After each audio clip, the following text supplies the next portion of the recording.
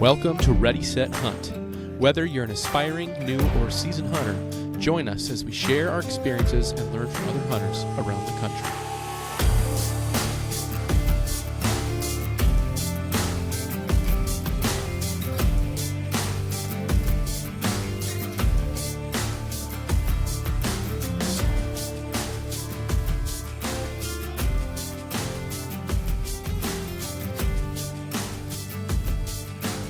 So you're there eating your turkey stick, and I here have my Chomps beef stick. So we're both eating some meat at the moment. We probably shouldn't chew into the mic, though.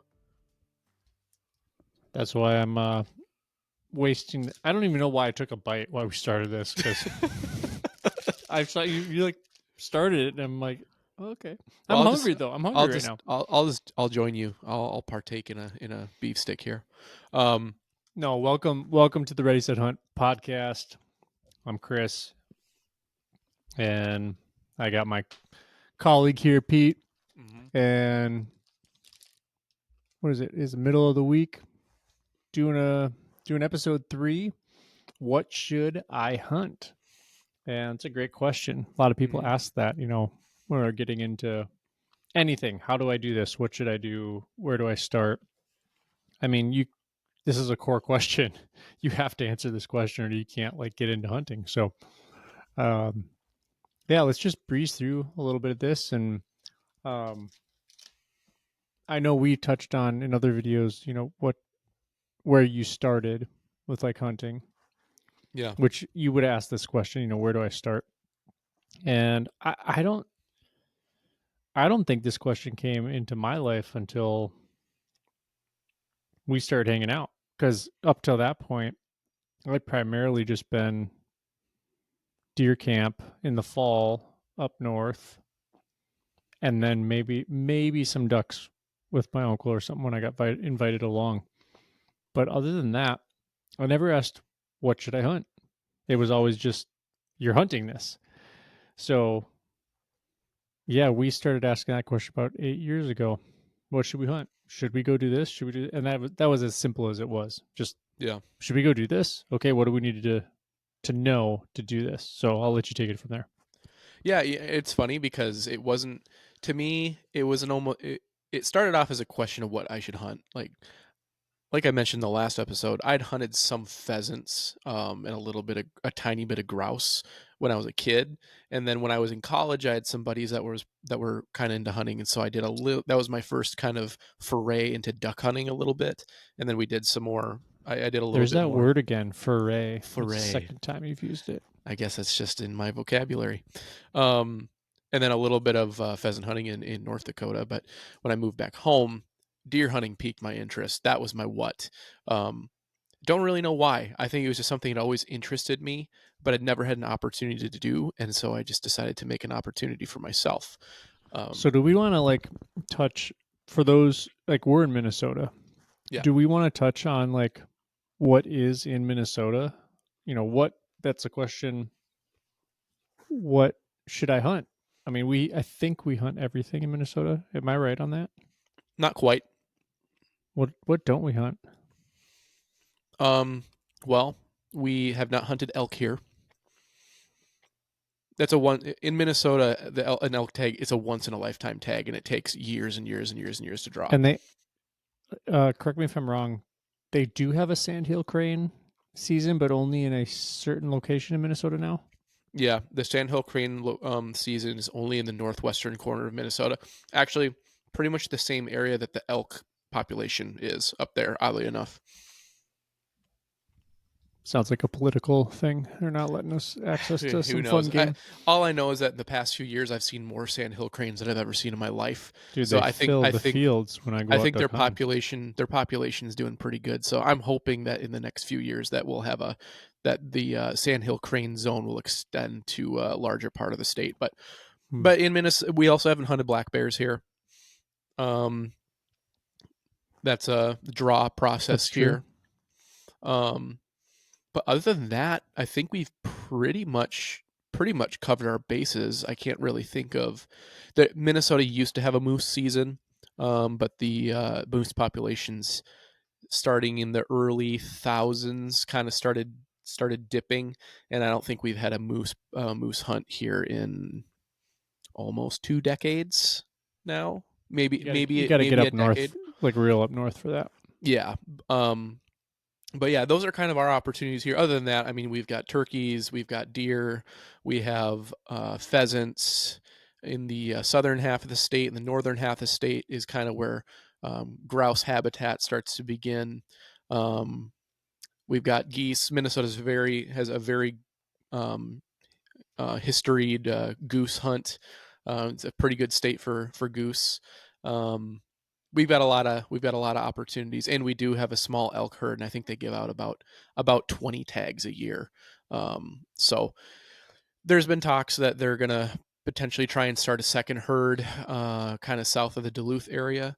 But that's just in talks between the Minnesota DNR and some of the Native American tribes in the area.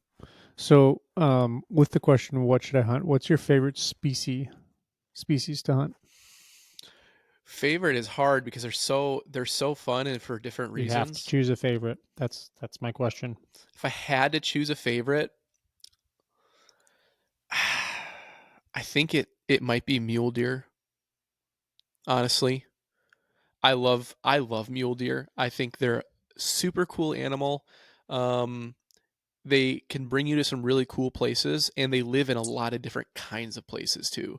So there's a lot of variety. You can find them in the mountains, you can find them out in the prairies, you can find them in the badlands areas. Unfortunately, we don't have mule deer in Minnesota. I kind of wish we did, but yeah, I think mule deer is probably my favorite, at least of what I've hunted to date. There's still plenty of things I haven't tried yet, and that answer could change down the road. But at this point in time, it's probably mule deer.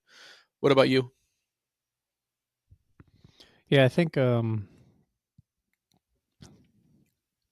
it's like the flavor of experience. Like what flavor do I want? When you were talking, I was like, is it dove? Is dove hunting like what I'm most passionate, like enjoy, like favorite is, how do I define favorite? It'd probably be the most enjoyment. Probably because you and I can sit out there like this and we can be talking like this. Um, our setup is in a gravel pit surrounded by some pines and fields, and there's got to be Po- sunflowers and some there's different things out there. ponds nearby, open grassland too. And we got into dove because we went to early teal. Like there's an early duck season in Minnesota specifically for teal, and it was just dead. We were out. We didn't see. I don't know if we saw like much of anything. So uh, pulled out the phone and we were seeing doves flying, and we're like, man, is there a dove season? Man, we limit out in like 10 minutes if it was a dove season, and there was. We had never even understood that you could hunt doves. So what we did is we grabbed the shotguns and did we go back to Fleet Farm or something, and we got a bunch of clay shot, Mm-hmm. 7 or 8. 7 or 8. Talk to me about the shot real quick on that, because that's a little bit of education. Because normally when you're duck hunting, you're using, two, if you've got some bigger ducks, 2-shot, Down to maybe 4-shot, 5. pretty much all the time. But then you're using BB for goose. But talk to me about that real quick. 60 Yeah. seconds. Give me a little education on shot size and different things. Yeah. So shot size. So for anyone who's brand new, when it comes to shotguns in a shotgun shell, typically the projectile you're using for birds that are moving is going to be shot. So it's a bunch of tiny little BBs that are inside this shotgun shell, and behind those BBs is a wad, and then behind that wad is going to be your gunpowder, right? So the size of the shot is denoted by a numerical number until you get into the bigger shot size, and then it's denoted by an alphabetical letter. But the larger the number, the smaller the size of shot. And so for different species of birds, you're going to use different shot size. So for doves, like we were just talking about, you want to use something that's pretty small because it's a small bird, so it doesn't really require a whole lot of knockdown power. So usually for dove, you're using 7.5 or 8, ducks anywhere from 1 to 5 depending on time of year, size of duck. Geese, like Chris said, you're using either BB or triple B. And there's a whole other gamut. There's also buckshot. There's all sorts Yeah, of stuff. we So don't need a super deep dive, but I thought that was helpful just to throw out there as yeah. I bring some context for like favorite thing to species to hunt. But Hmm. long story short, we set up in the later afternoon towards the evening, and there's like doves everywhere, like thousands of doves, and it's just fun. We're just hanging out talking. It's maybe a little like duck hunting on steroids from the camaraderie aspect, because you sit on a bucket or you can stand by a tree or whatnot, and we've elevated our dove game to now have some mojos, and um, you know the way the doves move in this area, they kind of come down these corridors and these big uh, dirt piles, gravel piles. So naturally, there's some topography that they kind of funnel in, but they come high too, and they drop way in because it's probably 4 or 5 stories high Hmm. in some parts.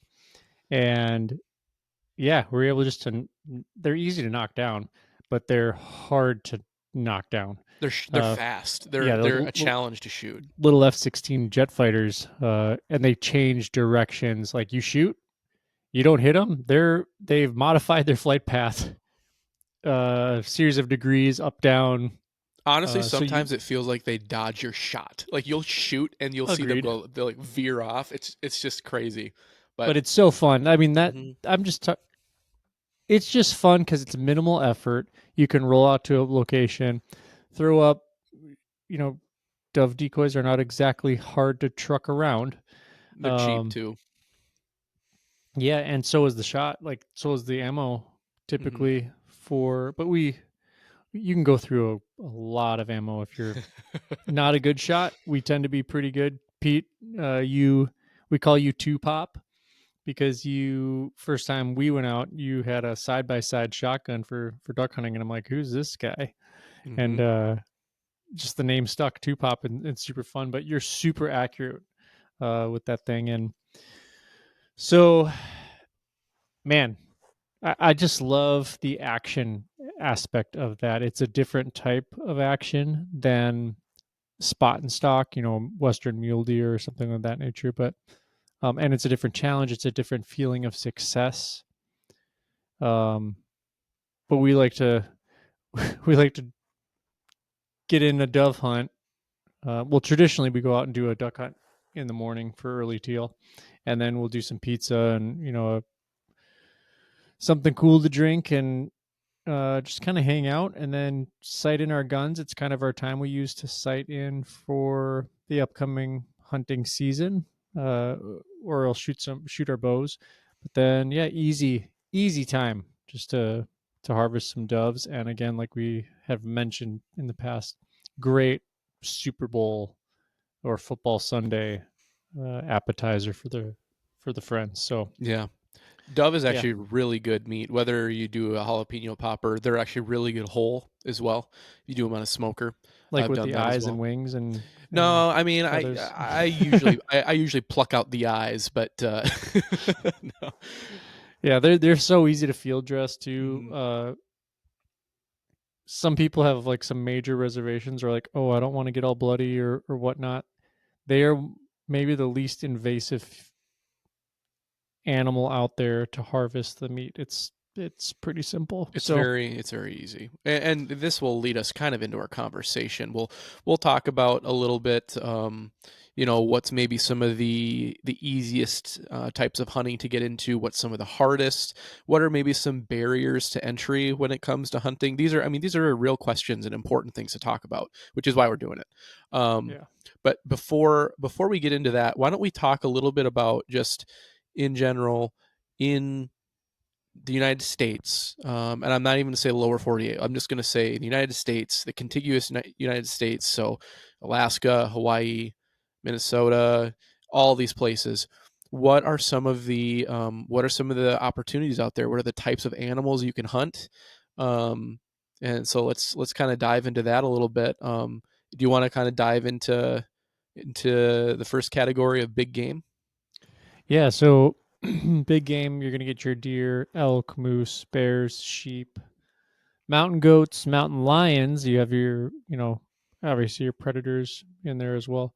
Um, Bison, and I think that covers. One I forgot to add to that is wolves. There are some wolf Oh yeah, seasons that are opening in different states. Not every state offers it. Even if there's a state that has wolves, not every state offers wolf seasons, but or some do. we don't forgot to put hogs in there. Are they Yeah, I big don't game? know. I don't know if I'd consider them big game. I think I'd consider them more of like a varmint species. I don't know. So They get pretty fat. I mean, they can get really big. Don't get me wrong, but that's not how I categorized them for this podcast, at least. But we can talk about them a little bit later. But There were some pigs that got out. Super 15-second story got out on the farm, as the story goes, and they got into the cornfield all summer Mhm. and came out in the fall during harvest, and they were so fat that their eyes were like swollen shut. They could, because you couldn't go in there and get them. They were like, Right, "What are you gonna do? Chase them from row to row?" But right. yeah, back to the. I just triggered my brain on the hog So conversation, but let's talk about deer a little bit. Now, there's different species of deer, and then even within those species of deer, there are subspecies, which there generally are. means yeah, which Tell me generally more about means that, Pete, because I thought it was just like there's a deer.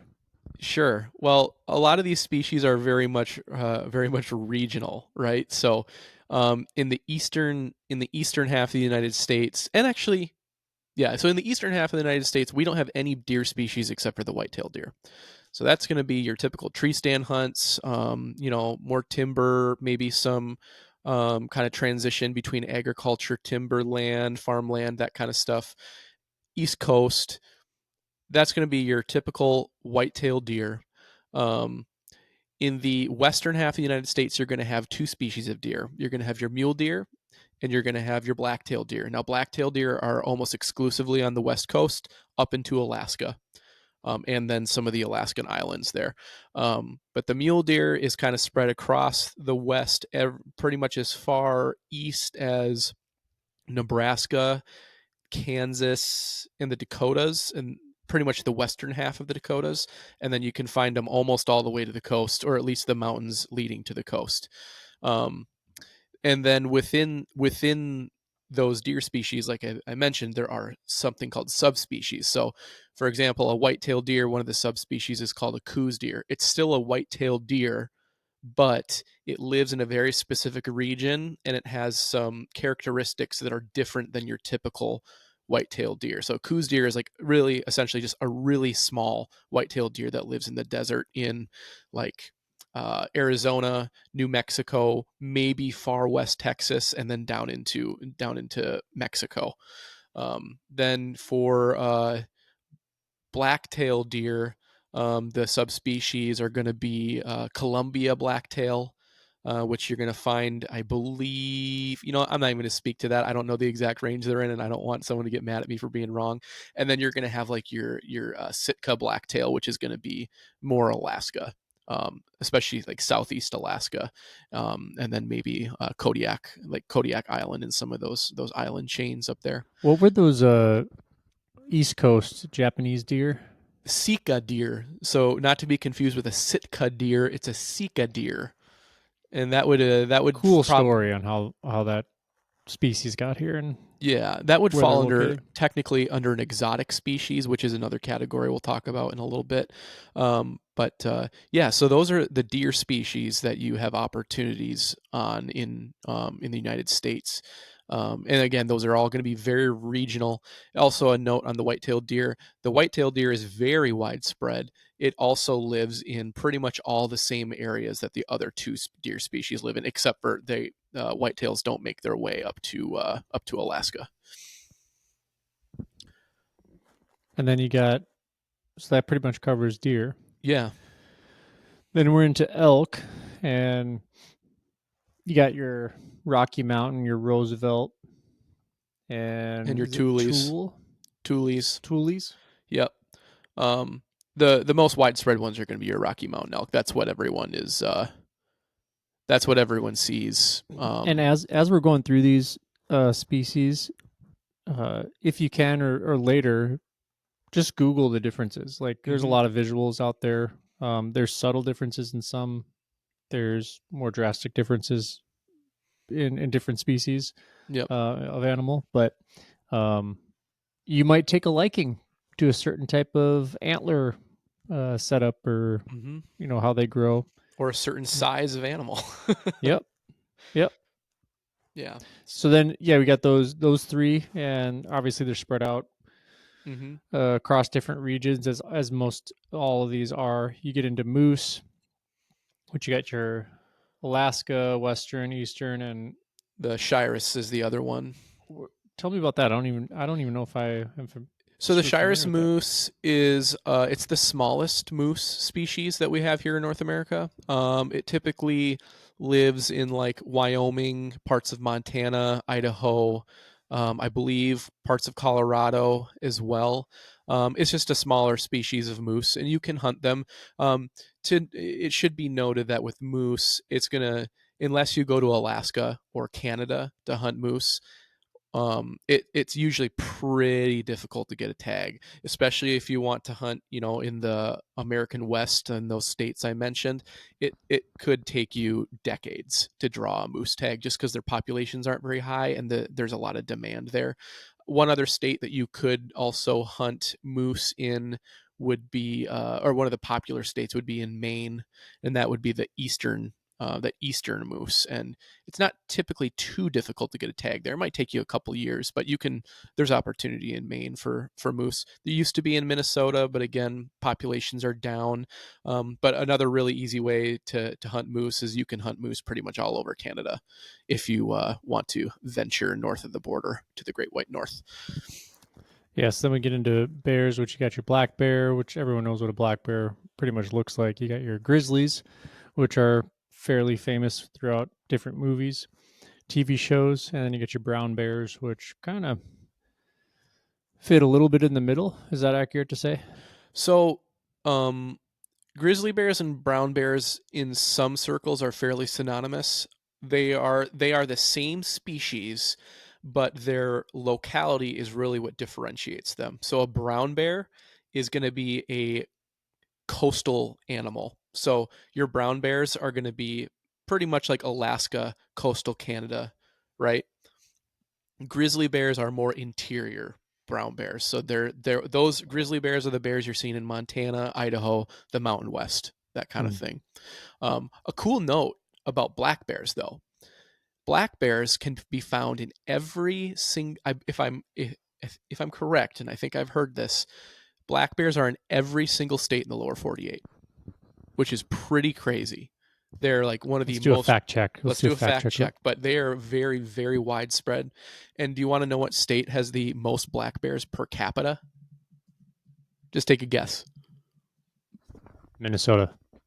New Jersey. New Jersey. The Jerseys. Jersey. Yeah, isn't that crazy? Like that would honestly, New Jersey is maybe one of the last places I would expect. I would probably put Rhode Island in the last, but New Jersey would be up there. But apparently, they've just got a metric ton of bears. So that's pretty cool.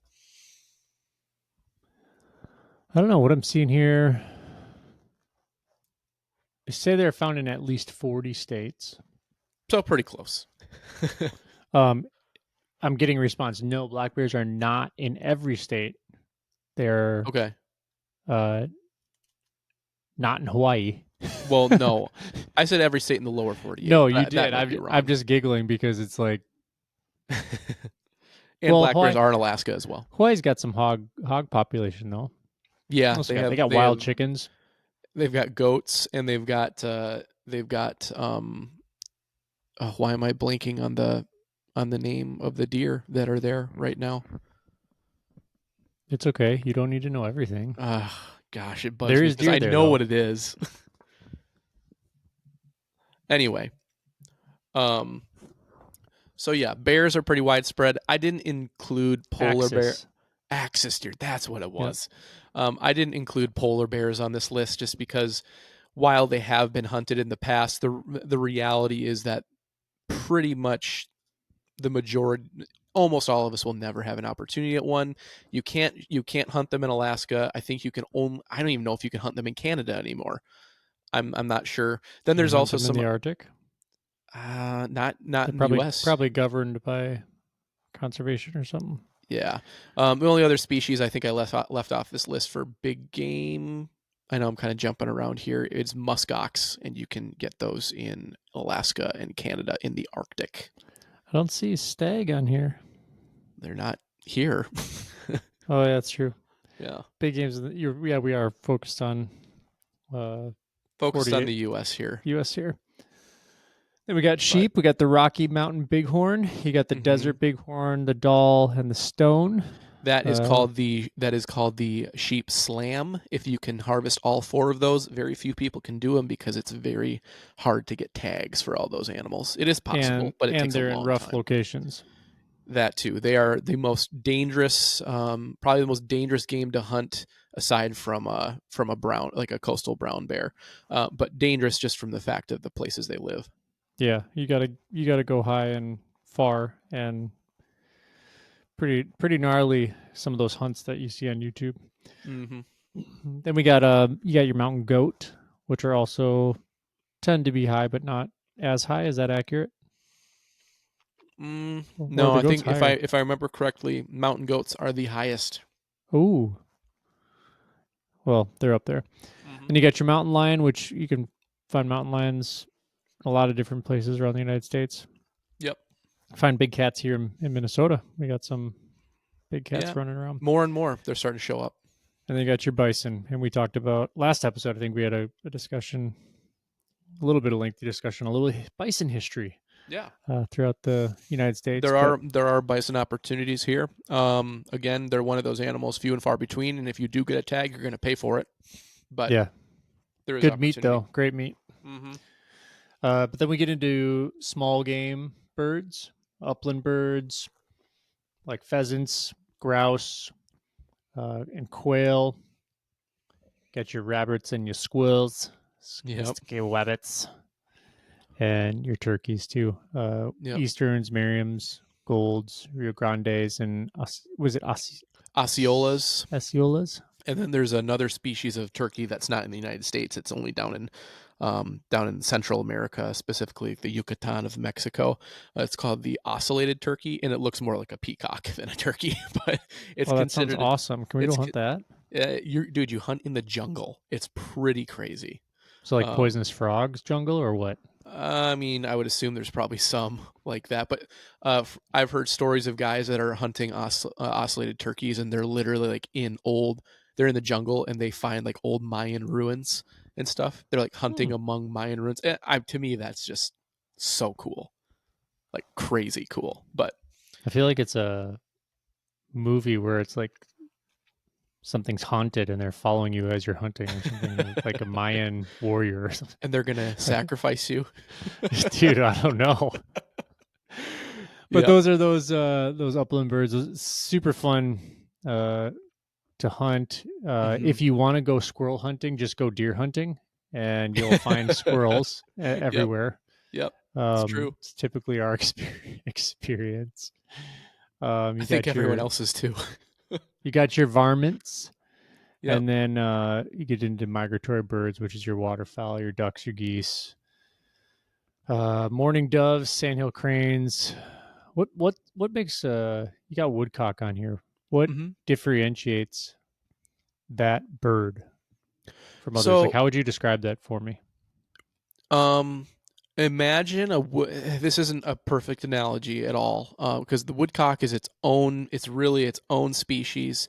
I've been fortunate enough to shoot some woodcock. They're really cool birds. They're really tasty, but they are a migratory bird. So they do.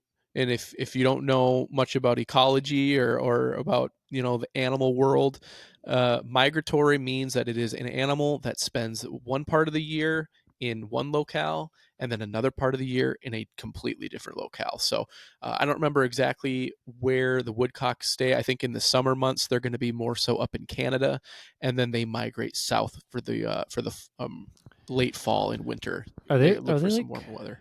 They're like kind of like snowbirds, yeah, they're kind of like a old people. They're kind of like a quail a little bit, They're or a so grouse. they kind of look like a little bit like a grouse, except they have a really long beak.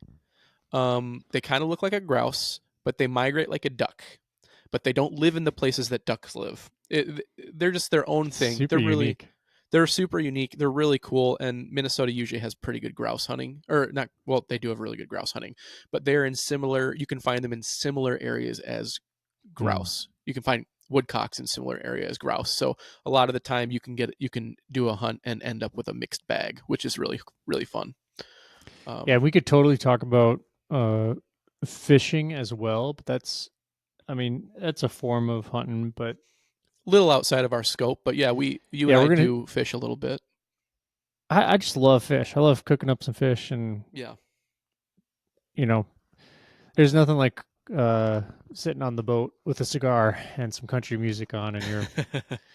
I love rigging up some, you know, canned corn on the end of a bobber and pulling up some Pull up some sunnies, or maybe sunny doing carp like a or throwing a frog out on some lily pads and trying for some largemouth or something. we've had some fun time fishing. Yeah, But okay, so those are your, you know, in the spirit of what those are your major uh, opportunities, right?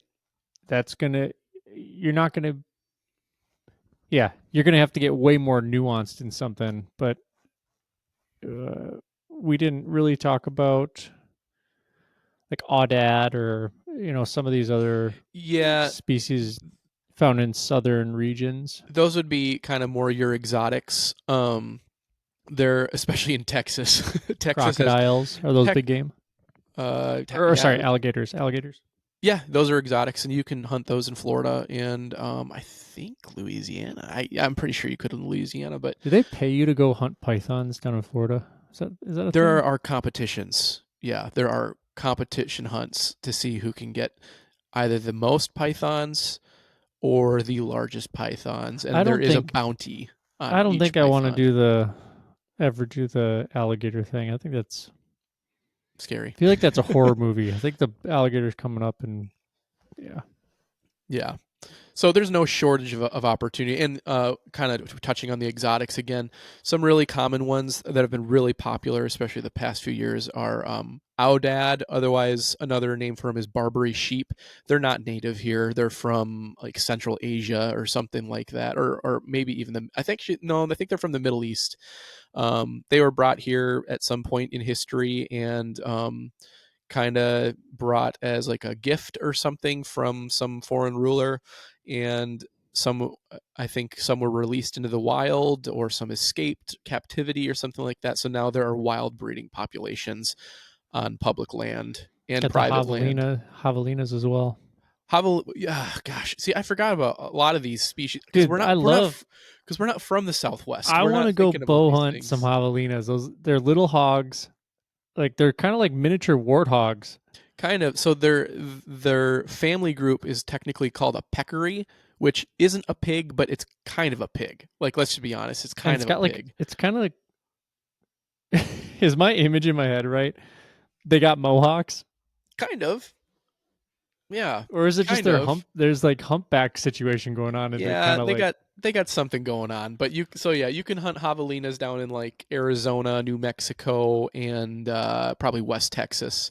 And then on the exotics, another exotic that's been really popular is ibex. You can do what is that in that? Texas and New Mexico. What's ibex? Dude, go look it up. It's I'm gonna pretty look it up right cool. now. It's just another either How do you Asian or spell it? IBEX. It's another just Asian or African. Oh, it's a It's goat, kind of like a goat. I think technically it's an antelope species. dude. It's like an African that needs to live in Africa. Yeah, I mean, their horns that they have are huge, like Dude, it's super nuts. long. And there's Super different cool. types of ibex, but those are things you can hunt that are exotics, whether it's in a high fence operation, like kind of like a ranch in Texas. But there are some wild breeding populations in some spots, and I think New Mexico, That's fun. um, that were Well, that's escaped. cool. Yep. And I can't even believe I forgot this, Chris. I feel like just the biggest dummy in the world on our list of big game animals. I didn't put antelope on that list. Oh, you're a dummy. Probably one of my favorite things to hunt, the American pronghorn, often referred to as the antelope. Fun fact: the American pronghorn is not an antelope. It is not related to any of the other antelope species. It is its own species, and back thousands and thousands of years, there were other variations of pronghorn, but it is its own family. It doesn't have any other really living relatives now. I think they said that its closest living relative now is actually the giraffe, which is kind of funny. But if you think about it, they their facial features I want kind to of look know who alike. these they people are because Scientists. it looks like an African antelope. It should be family Dude, to no, it me. doesn't. No, it doesn't. They look so different. They're so fun. It was one of our earliest hunts getting out west, Hmm. going for antelope, and I drew in the draw out there because they have a uh the male, like your main tag, Yep, your and buck then they tag. have the doe tag or the Yeah, female tag, they're like bonus doe tags basically, and and I you got got both of them. yeah, you can draw up to two, and So I couldn't believe it. You drew three antelope tags your first time ever. That's it was awesome, and yeah. yeah, we I won't get into the hunting right now, but Hmm. that we came back 3 for 4 Yep. on And that what on did that we one. learn, Chris? What's a weird little fact about antelope when you're skinning them? They What do they smell like smell like? Fritos, They smell like Fritos, like Frito chips. chips. Yep, So weird, like the little corn chips. smell exactly like if someone put a Fritos bag, opened it up, and put it on your nose, it would smell like Fritos. Yeah, it's crazy. That's the weirdest It's thing. wild. Um, They're super fun to hunt though, and they are. I make some bomb antelope burgers. So just to let you Yeah, know, antelope's probably my favorite game meat that I've had so far. So, super good. always looking forward to the next time we get to hunt antelope. But So let's dive in. Setting up with those animals that we've gone over. Um, Talk to me a little bit about learning curve. Uh, what species does and maybe doesn't have the biggest learning curve?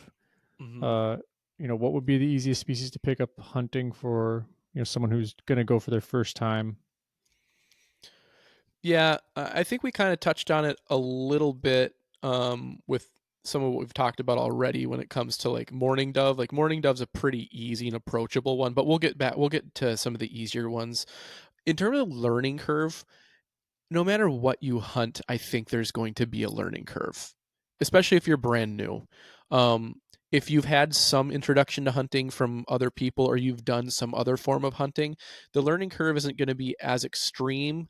But like if you're jumping from only ever hunting ducks and now you're like, I've hunted ducks, now I want to go hunt mule deer, there's gonna be a big learning curve there because they're not even remotely the same, you Yeah, know? and I think when we were asking this question, what has the biggest learning curve or what's hard or easy, you're looking at what you have to do in in the pursuit of that animal, either from like an attractant standpoint or a spot and stock standpoint or um, an equipment standpoint, like calls, Yeah. because you can hunt ducks different ways. You can throw out some decoys and sit in some reeds or whatnot and never call, and you're still going to get ducks come in.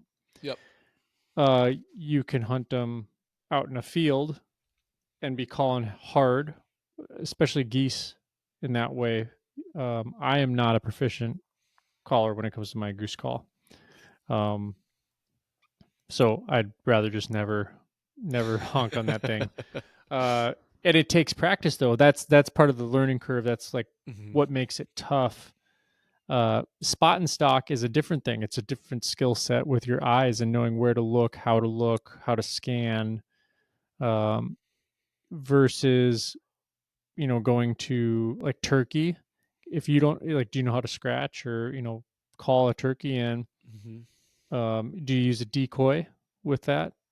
Right. Maybe not. So there's some nuances in the pursuit of these animals that you have to become proficient to I wouldn't say be successful, although to maximize your chances of being successful or Yeah, your yeah, opportunities. create Yeah. opportunity for yourself for sure. Yeah. Um, Because we've like turkey's hard. Turkey's very hard.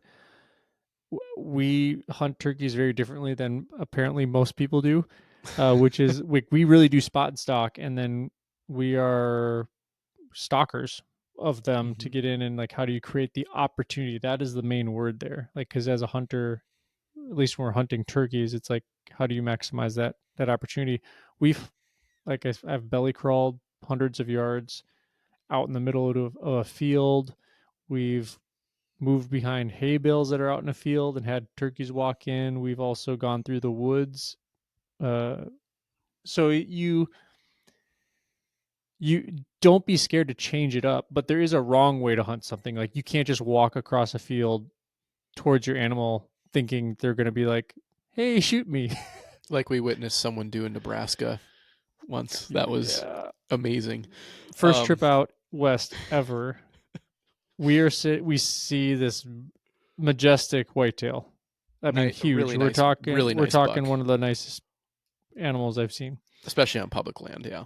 He's chilling just upside a gully on the adjacent, like the far side. We're on a mountain, and it goes down into like a crevice that runs in between us, a vein. Hmm. It's got a ton of pine, and then it goes back up another hillside Grassy hillside, that's all wide open. grassy and meadow, and it's wide open. And we see two hunters on the far side. We're about to make a play, and then they do. So, etiquette. Like, if you both see something, whoever makes the first move is pretty much the one that gets the shot Yep. or the opportunity. We decided to let them make their move because they were technically closer to these deer than we were. It would have taken us a little longer to get down to these deer. And they could have pushed them towards us because there was a handful of deer down there. Yep. And they probably were high. They had to be smoking something because this dude makes this like skyline walk across. And when I say skyline, it means like your silhouette is above. Like, if you were The on the top of your horizon. roof at your house, you can either sit back behind the back part of your roof and look over to your front driveway by just like the top of your head and your eyes, and that's like concealing yourself. You're not silhouetting. But if you stood up on the top of the crest of your roof with your full body, you're clearly causing a bunch of motion. And this dude comes trucking across full silhouette, gets maybe, what would you say, 200-300 yards, probably 300 yards up the hill from this deer, maybe more. Hmm. And for some crazy reason, strips down to his, was it a white t-shirt or was he bare chested? No, bright white T-shirt, He has and camo on. it's a sunny day. It's a sunny day. He So must have been warm, but it wasn't warm because it was cold out. But I anyways, he like does the thing we just talked about. He walks the middle of this meadow wide straight open. straight towards this majestic animal that clearly has gotten very big from not being stupid. And And this buck picks him off 300 yards away and is just staring at him the whole stares time. at him for 150 200 yards of this guy thinking he's concealing himself, but we're up in an advantage point to where we can clearly see this guy is like, we were giggling the whole time. We're Well, like, this guy's an idiot. it's not like this guy had a rifle either. If he gets it within, 300, 200 yards, it's a pretty easy shot. No, he had a bow. And so he was expecting to do this and get within 40, maybe 30 yards.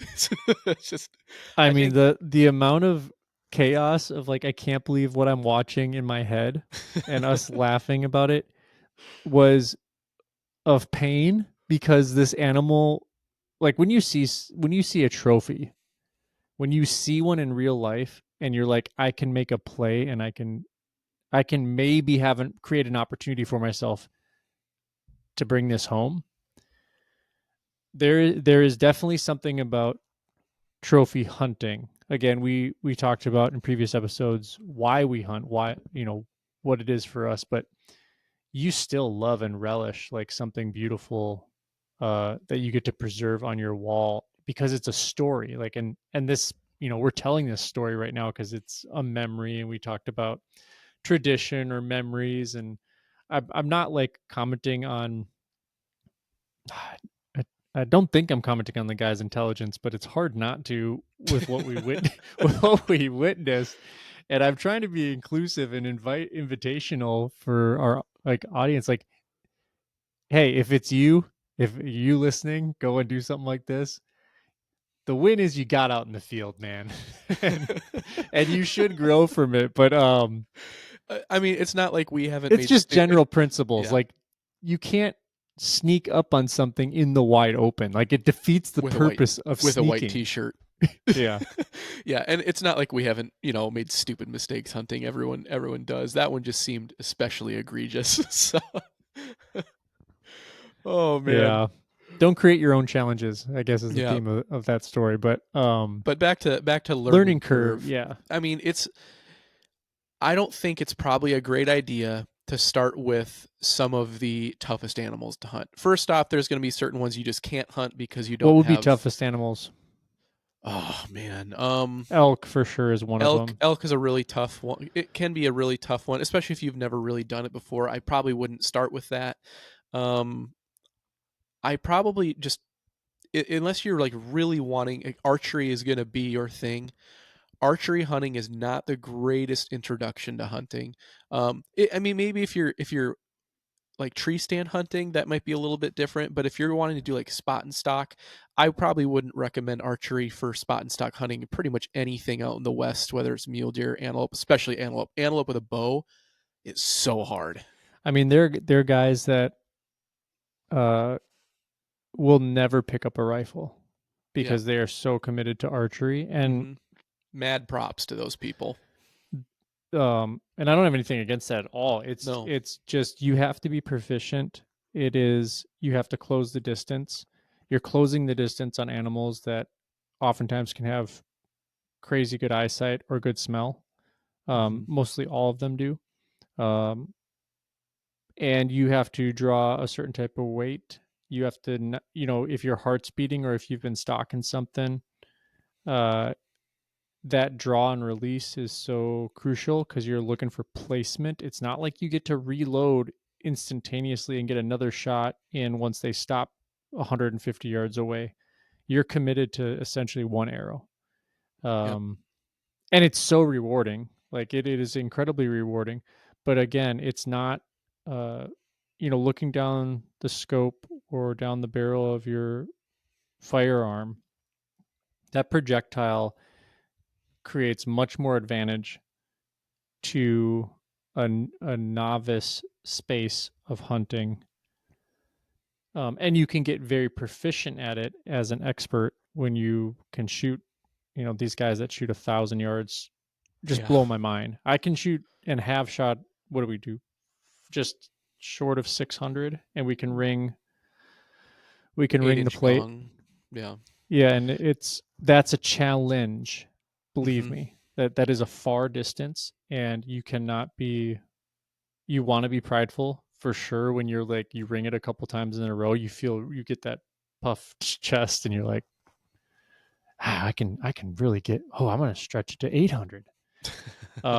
No, that is not the goal. The goal is not to be the coolest guy and have the story of I shot this thing at 1,500 yards. If there's someone out there that does that, unbelievable. But that's not how you manufacture your opportunity to be successful.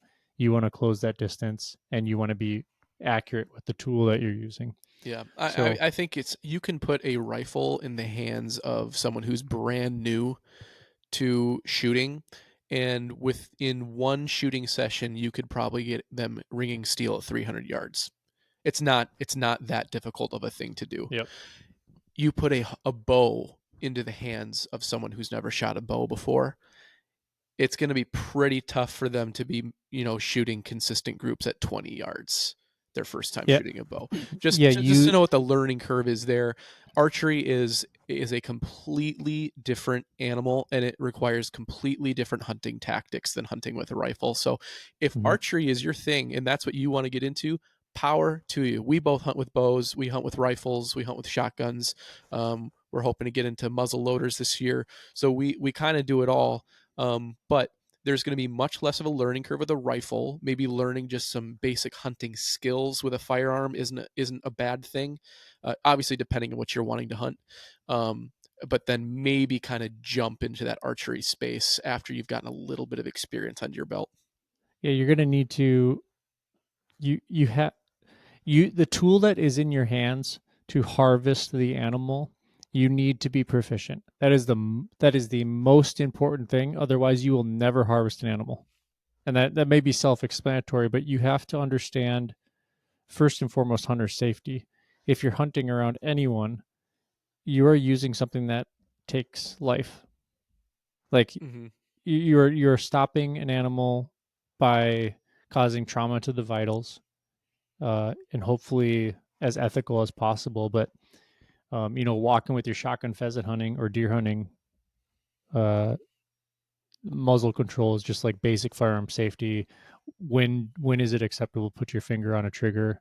Uh, Only when you're ready to take the shot and you have the target, and you understand what's behind it. And there's some really simple concepts, but muscle memory and having it become a second nature is highly important. It's not, you don't have to have it second nature if you're first starting out or you're apprentice hunting with somebody and you're in a tree stand. Like, you're pretty much line of fire is straight out at the animal and they're probably guiding you. But boots, clothes, gear, all that stuff is secondary to being successful hunting. Camo, like the more we do this, the unless you're like duck hunting or bird hunting, camo is for us not necessarily becoming as crucial of a thing. As we first Uh, thought it was, yeah. yeah, It was camo everything when we first started, but now we've yep. started moving kind of away, not away from camo. I still use camo in certain situations, but yeah. Solid earth colors is where we're at, and you're like I said, we're controlling your movement. So like, don't silhouette. It's like it's basic concepts that you start to take on and you start to Mhm. understand as someone who's trying to create the opportunity to be successful. So in that, like, learning curve, that's an aspect to a learning curve of a specific species. Duck is fairly advantageous if you are able to throw out some decoys early morning. There's ducks in the area. You're gonna get ducks that come in and set their wings. Uh, if you can knock them down, that's another story. You'll probably end up putting BBs in your decoys, and your buddy will be really ticked at you. So don't do that. Don't shoot the mojo or the spitter or whatever you got in the water there. But for deer hunting too, if you understand that you can hit the target at 100 yards or 50, whatever your limit is, wherever you understand where you're going to be sitting, from deer to turkey to rabbits, whatever you're getting after, sheep, bears. There are scenarios and ways of hunting them that can close those gaps. Yep. But there are also animals that like the sheep or the mountain goats, you're probably not going to close those gaps. They're probably longer targets away. And especially like Pete, you said, when you're using a bow, these guys that stalk in the on the peaks of these mountains is nuts. They can get so close. So incredible props to them. Don't start there. That's a for sure. Yep. Yep. Um, so let's talk a little bit about some barriers to entry of in hunting. What might stop someone from getting into a certain type of hunting? So I think one of the biggest barriers to entry, at least in my experience, has been the barrier of time. Um, Different types of hunting, I think we can both agree, require different degrees of time. So, in your opinion, uh, what species would you say requires like some of the most time commitment? Whether that be like prep time, time it takes to actually draw a tag, and then the actual time that you spend in the field. Good question. It depends. Uh, it depends on a couple things. I think if you have like game farms, let's take the extremes. Game farms have animals that are present. They know, like guides know where they are, or the whoever owns the place, Yeah, or they're not wild. They're not actually wild animals. They're animals that are stocked into. These are birds specifically. They're yeah, animals that are stocked into fields, like pheasants, for example, or Hungarian partridge, or something like that.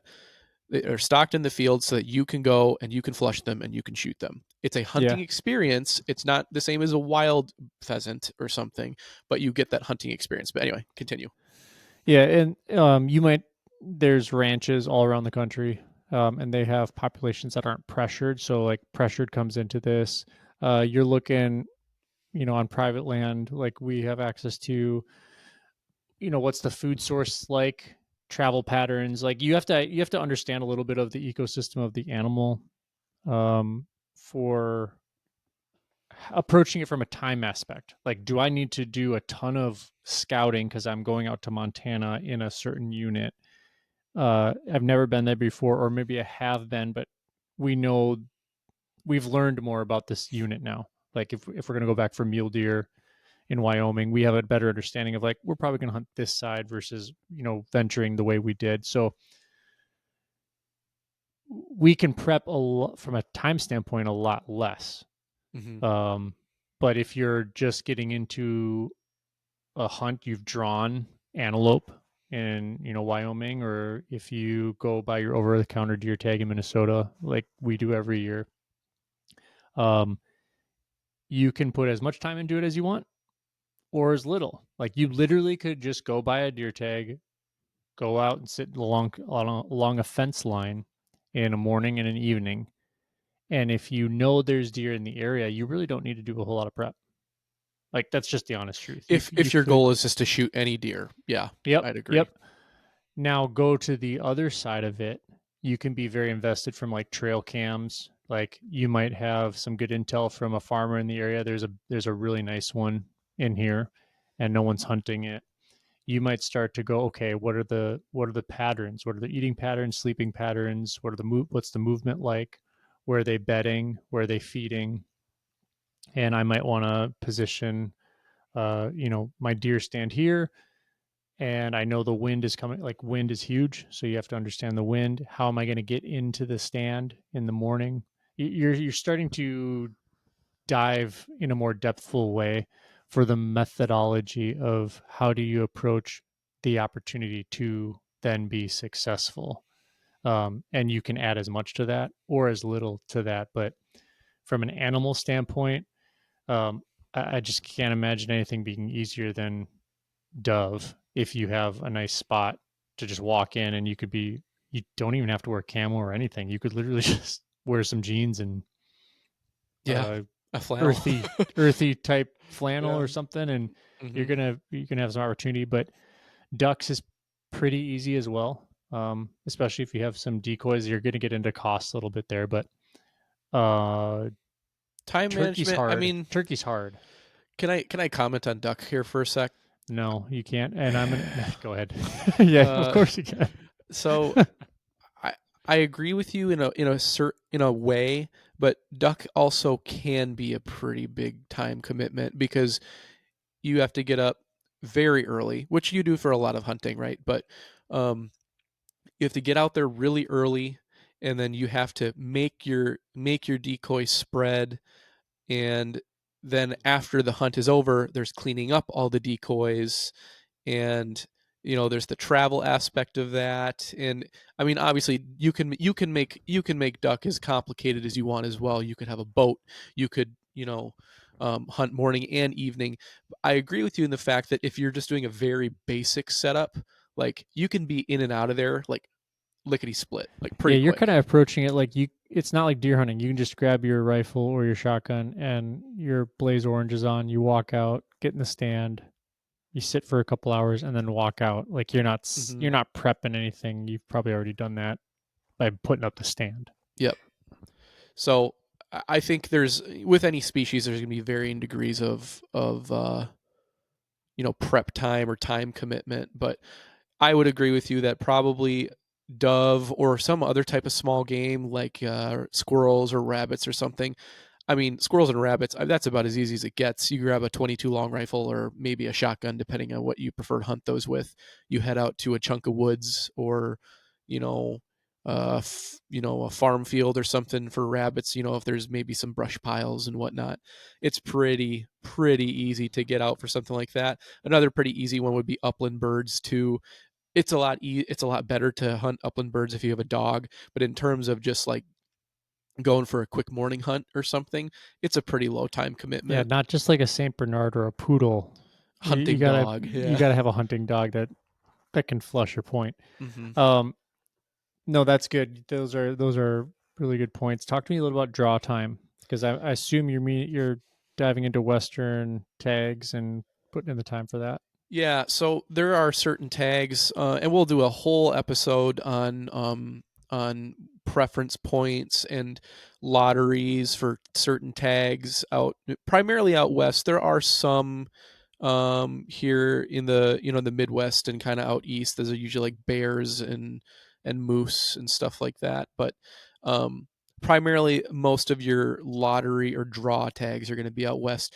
Some of those tags, depending on where you are hoping to hunt or what you're hoping to hunt, can take what it could take a couple years or it could take a couple decades. And so that's going to be a barrier to entry for sure in terms of time. Like if your goal is to hunt um, Rocky Mountain bighorn sheep in Colorado or one of the other western states, you might be waiting 25 years to even have a shot at drawing that tag. And so that's definitely a barrier of time. Now, I don't think most people are saying I'm going to get into hunting, but I'm only going to hunt sheep. I think that's a very rare person. That's not a very common occurrence. But just knowing that depending on the species you're hunting, you might have to wait a little bit before you even have an opportunity to go on that hunt. Whereas there are other species where you can go out and hunt them every year for almost every day that the hunting season's open. Yeah, you got into your time in the field as well.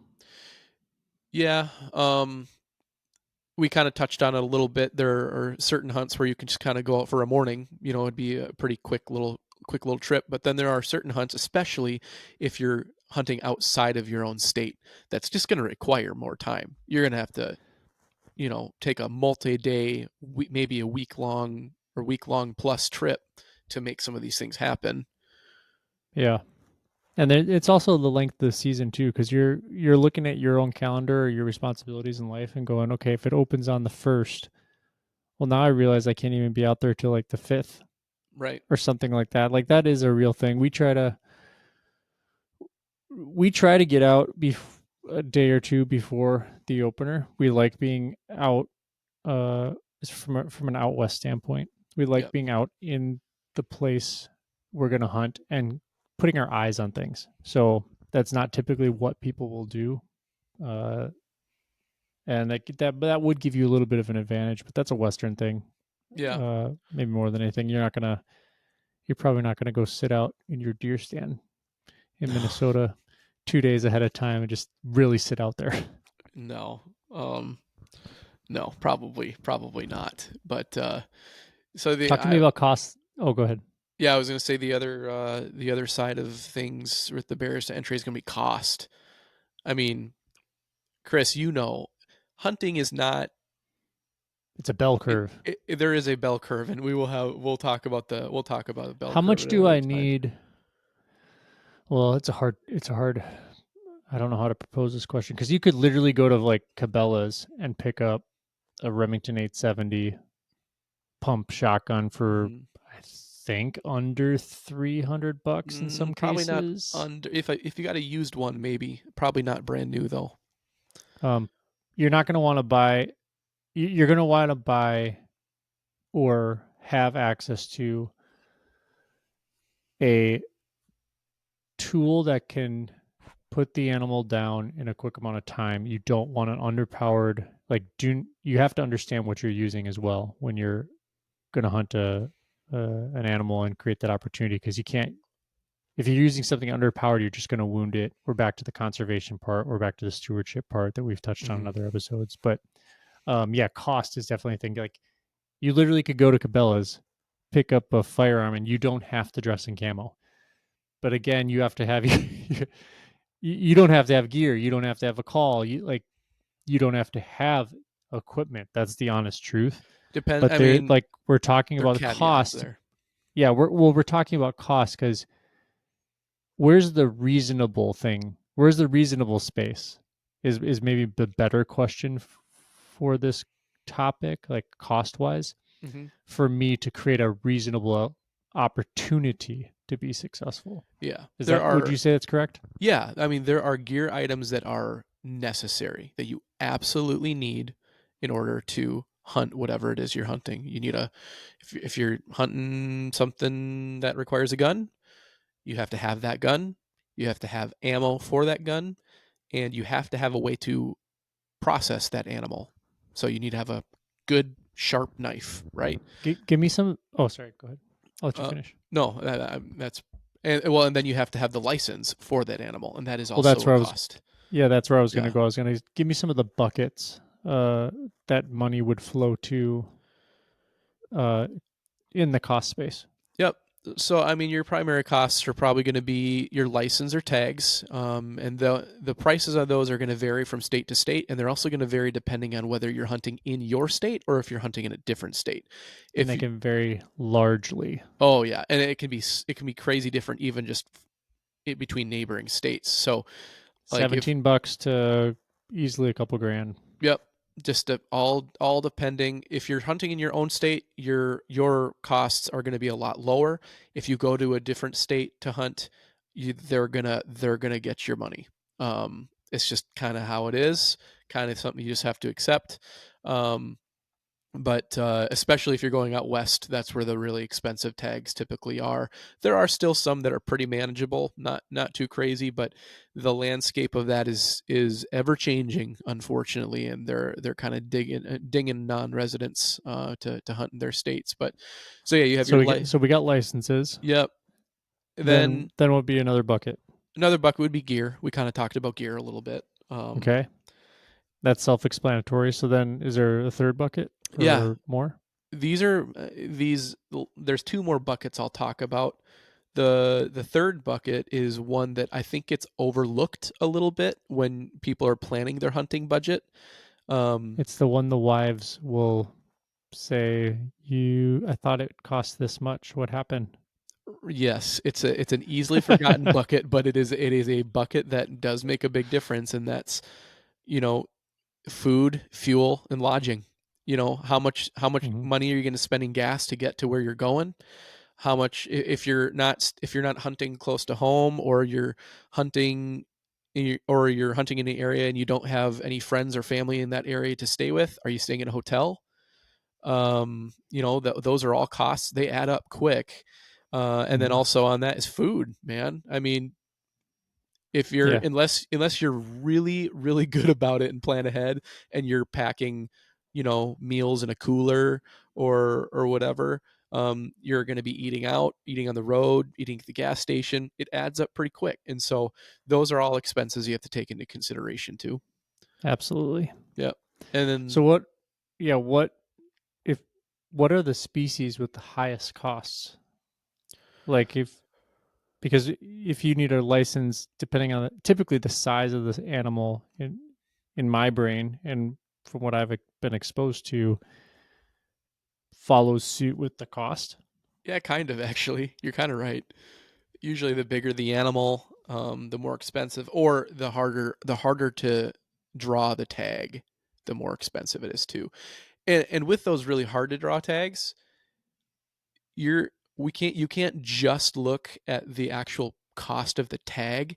You also have to look at the cost of the dollar amount of all the applications that you've had to fill out over the years in order to even draw that tag, because it's not Hmm. free to apply. Usually there's like an application fee, depends on the state. Sometimes it's like $10, sometimes it's $30, sometimes it's $50. And for some of those really sought after tags, if you're I mean, if you're putting into that bucket for 25 years to draw a tag, let's just say it costs $25 over 25 years just to apply, and then you finally draw that tag, which might cost over 2 grand. I mean, you're talking about a pretty large expenditure just to be able to hunt a sheep or a goat. Yeah, you're tapping into the preference and bonus point systems that are out there. Mm-hmm. Um, which, if you understand them, because they differentiate themselves across state lines, different. Wyoming's different than Montana. Montana's different than Colorado. Some have some over the counter uh, tags. Some have some like secondary or adjacent auxiliary type draws Like for leftover like, tags or whatever, yeah. first tags that didn't get sold in the first lottery. And just to comment what over the counter means, that means you can literally walk into a gas station or a sporting goods store, throw down some Benjamins, and be like, "I want this tag," and they're like, "Here you go." Mhm. That's They what it. will. You will need a hunter safety number. So you will have to take an online course or an in-person course, field day, stuff like that. Yeah, it depends on it's a state by state thing. Yeah. Some states require in person education, and most states I think are moving to online. But yeah, I have a love hate relationship with that space because it's yeah. obviously incredibly valuable, but I'm like, someone should be able to go do that. There's You're telling them they have to know how to put the firearm over their shoulder. I mean, I think there's some value, especially when it comes to kids. there, like I'm saying, there's nothing negative. I don't disagree in any way, but Mm-hmm. it's kind of like owning a firearm too. Like, is Sure. there prerequisites? No, the Constitution says two-way, Yeah, that's true. right? Um, so yeah, I mean, species of the highest costs, yeah, they're going to be your moose, your sheep, your goats, grizzly bear, and not grizzly, more like brown bear. The reason I say that is that a lot of those hunts, um, a lot of people get those hunts guided just because they are like essentially almost like a once in a lifetime tag, Oof. and Don't so talk to me about guided hunt costs. Those are nuts. yeah, I mean, for some guided hunts, you could spend 30 to 50 grand, Easy. Yep. and that's pretty crazy. I mean, and that's not guaranteeing you that you're going to harvest an animal. It'll give you pretty good odds, but it's not a guarantee, and so that's a Mm-hmm. lot of money to spend. But again, that's not the large majority of people, or a Yeah. very super common thing. But what would you say on the flip side of that? What would you say is the easiest species to hunt on a budget? Oh, just all your small game. Yeah. And then your tags that are in your state. So whether you're wherever you're located, if you have no exposure yet, or an understanding of even what game is in your state, you should probably go research that and Mm-hmm. then look at um, what those costs are. Yeah. You're just being a resident of your state, you're going to have advantageous costs. Like, Yeah. what is an elk tag in Montana for a resident? For I don't remember what it is for a resident. It's less than $100 though. Yeah, it's We're versus a non-resident, you're it was like talking 1,000 plus easy. yeah. It was, I think for our elk tags this past year was just a touch under $1,200 per person, Yeah. which is ouch. you know, we did it. We did it anyway, but it hurts, and it's Reasons to like move to Montana, adding to checklist. Check. yeah, lower the elk budget, but yeah. So if you want to know what there is to hunt in your state, and you want to know, maybe get an idea of how much that might cost you, best thing you can do is go to your state game agency website, and they'll have all that information on there for you. They'll be you'll be Just able to plug look at the in your different. state and then fishing game, like something like Yep. that. It should pop something up for you. And it can get really confusing sometimes what the required tags are that you need to hunt this or that. If you have any questions, just call them, and get it, get the word from the horse's mouth, so there's not any ambiguity or any questions. Just call them, ask those questions, so that way you know exactly what you need and how You much can it's go to going to your cost you. local hunt shop or sporting goods shop as well that has hunting gear and firearms and different things like that, because those guys will know, or gals will know pretty quick Hopefully how to they'll know. answer your question. Yeah. Hopefully they'll know. Hopefully it's not just like some 16-year-old kid with his first job and there's like, oh, we'll stick you over in firearms. That is quite possible. It could happen. Yeah. But But yeah, how so about yeah, from like a gear perspective? What would you say is one of the easiest species to hunt on a budget? And when I say easiest, I don't necessarily mean easiest in terms of like skill level easy, just in terms of like what is one of the lowest? What are some of the other lowest cost species you can hunt, in your opinion?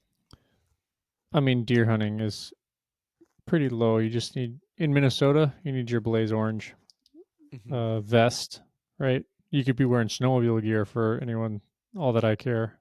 You You could, see plenty of people that do. yep. And you hike out there and you got your blaze orange. You just got to make sure you have the minimum amount of surface area covered Mm-hmm. on your person. And you got 5 rounds, 5 shotgun shells, and as Or long as you're rifle cartridges proficient. if you're lucky enough to be in a rifle zone. Yeah, Minnesota. All politicians, this is a call to you. Get rid of the line. Wisconsin has 2 million. What do they have? 2 million hunters a year or something like that go out. I They don't seem to know. be doing fine. Yeah, they seem to be doing fine with all rifles, but um, I want to come back to mourning doves though. We've already talked about it a little bit, but honestly, I don't think there's an easier. Well, maybe squirrels and rabbits, but I don't know if there's an easier, cheaper thing to hunt than mourning doves. You need a shotgun, and you could get a cheapo pump action shotgun, a box of shells, and 410. a four. You could do a 410. I'd probably do like a 20 or a 12, um, but like we're talking about gauges of shotguns here. If you're not really deep into the shotgun world, but or the hunting world, but um, you need a box of shells, probably multiple box of shells if you're in a good spot, but Mm-hmm. a box of shells which will cost you maybe $10 for the type of shells you need for doves. There's And typically 25 shells in a box for shotguns. yep. And I mean that's really all you need. It's nice to have some dove decoys, but honestly, you don't really need them if you have a decent spot. So Yep. Well, with that said, what should I hunt? Kind of wraps that conversation up. And what should we hunt this year, Pete? All the usuals and some more. yeah, we'll see. It's always We're currently in a debate with ourselves whether we should do antelope or mule deer in Wyoming. yep. So We have points. We have points in both states, and we're just trying to weigh the pros and cons right now, and looking into future years too. Because once you start getting in the Western hunting game, you kind of have to be strategic about your preference points and when you'll be able to use them or when you want to use them. And also, there's also some other personal dynamics with family members and ooh, I mean, we could touch on that real quick as well.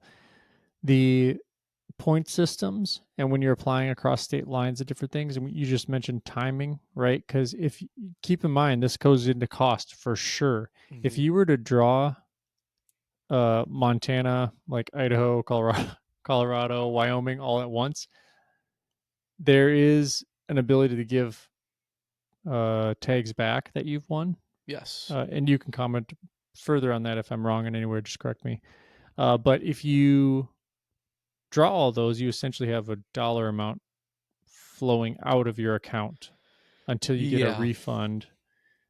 Because depending on the state, they either take it at the time of application, or I think all of them take it at the time of that application, don't Not they? all of them. It depends on the state. Some of them will wait to take the money or the license fee from your bank account until you have officially drawn the tag.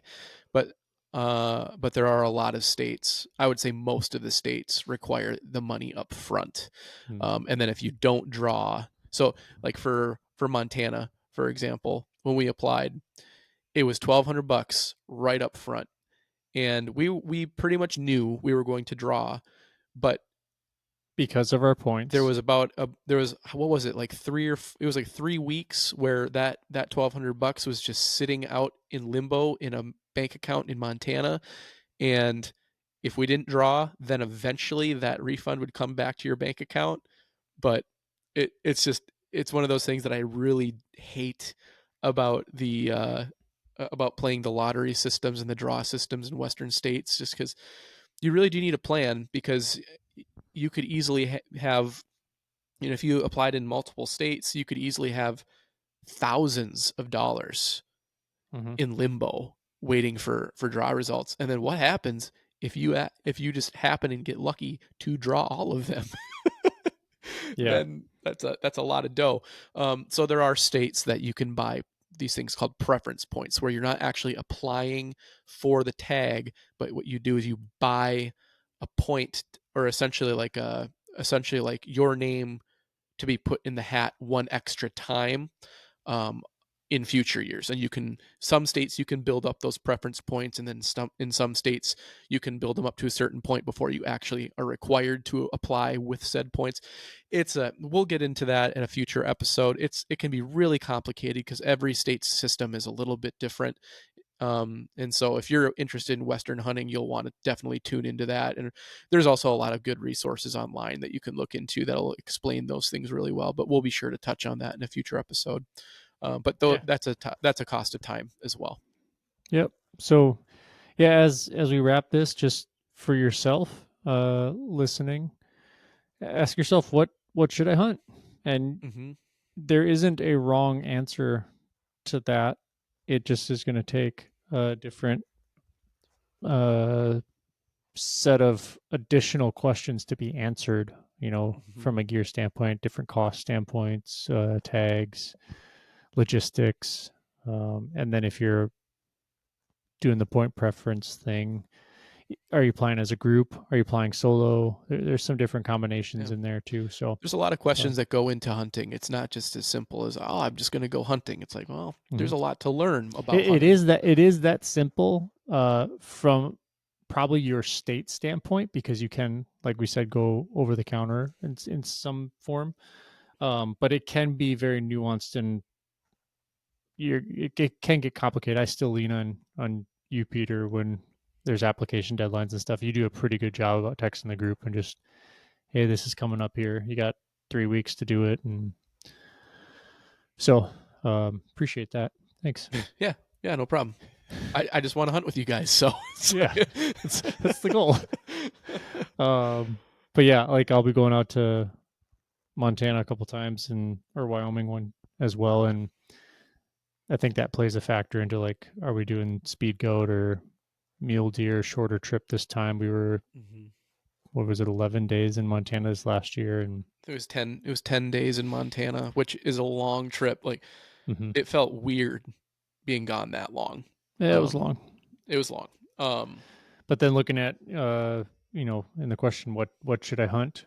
I wouldn't recommend going all out on every single animal. We have just gotten to a place in our lives where we've built up, from a cost standpoint, like we talked about, it's really a bell curve. So it can be pretty heavy investing on the front end, because when we approach uh, creating our opportunities, going after an animal that we want to harvest, specifically, we are looking at what are the base needs, then what are some of those things that can enhance not just the experience but the opportunity to be more successful. And that you're talking like glass, right? Your binoculars, different mm-hmm. tiers of glass, like how well constructed, the resolution, the every item of gear has so many tiers within that item.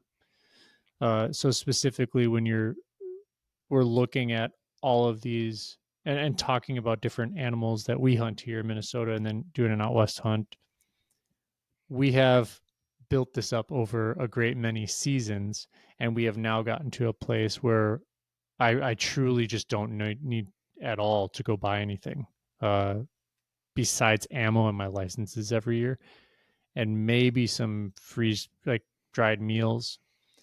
That is a really nice place to have finally reached, and and breathe a sigh of relief, because the dollar amount just doesn't flow out of my account Yeah, but in investment. it does take a little bit to get there, especially Mm-hmm. if you kind of evolve in your hunting journey if Mhm. you have a certain set of experiences, and then sometimes this experiences that you have hunting one thing might spur on the desire to hunt something else, maybe something that's similar but just a little bit different. That's kind of how we got into western hunting, because we had done a lot of deer hunting here in Minnesota and turkey hunting and experienced different types of hunting, and then we've pretty much done everything here. So now what's next? Well, you kind of got to look west if you want to hunt something different. And so that's Yeah, a we that's a could we could do a an episode on uh, regionality, right? So mhm. it's going to be different gear requirements